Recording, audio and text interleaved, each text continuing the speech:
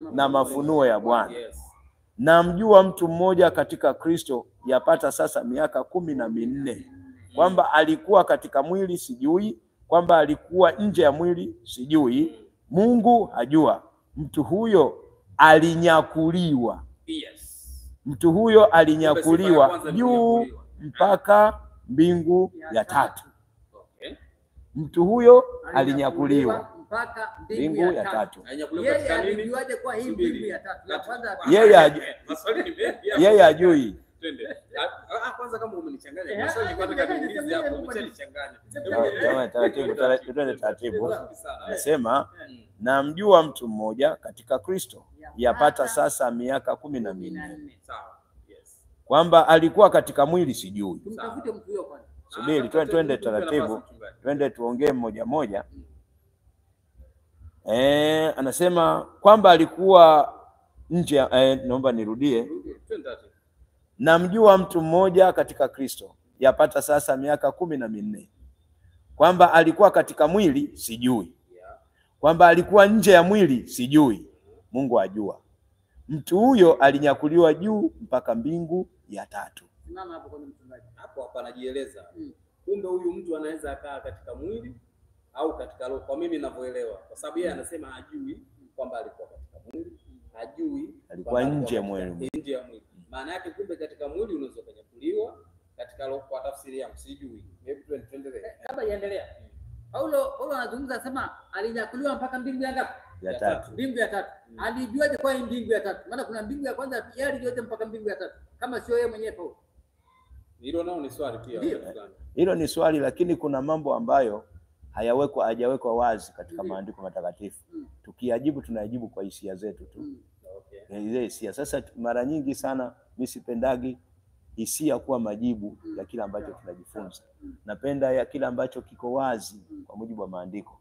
Maana Kumbukumbu 29:29 pia maandiko yananisaidia kusema kwamba kuna yale yaliyofunuliwa ni ya kwenu na watoto wenu.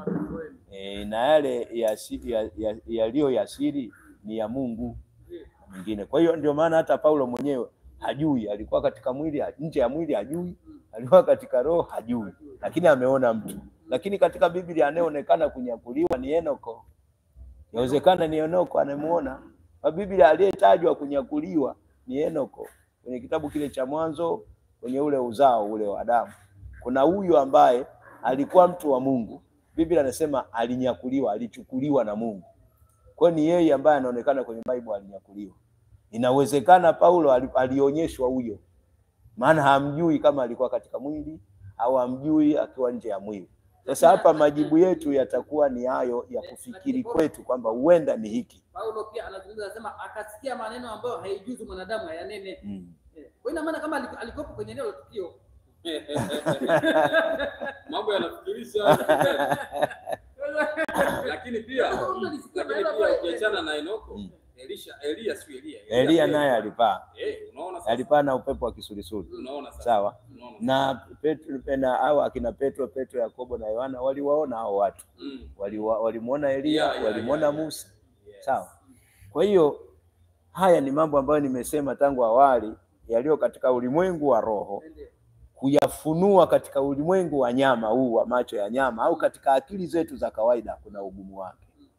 Kuna ugumu isipokuwa pale yule mtu ambaye amefunuliwa hayo. Ila kwa sasa hivi ninaamini kama nilivyotangulia kusoma Ebrania 1:1 mpaka 2 kwamba Mungu sasa anasema na sisi kwa mwana. Azungumzi sasa kwa njia ya manabii na mababa kama zamani. Na huyu mtume Paulo alitufundisha kwenye Wakorintho sura ya 13 ile kwamba nyakati zile, hizi nyakati za kina Paulo, Biblia hii ilikuwa haijawa kamili kama tulionayo. Kulikuwa Biblia iliyokuwa kamili ni vile vitabu vya Agano la Kale vilikuwa vimekwisha kamilika. Lakini vitabu hivi vya Agano Jipya 27 vilikuwa haviko pamoja. Kwa hiyo Mungu aliwatumia watumishi wake kwa kuwafunulia maono ili wawapelekee watu ujumbe. Na yale ambao walifunuliwa wao ndio yaliyoandikwa kwenye maandiko yetu ambayo tunayatumia sasa. Mchungaji, labda kuna jambo mchungaji.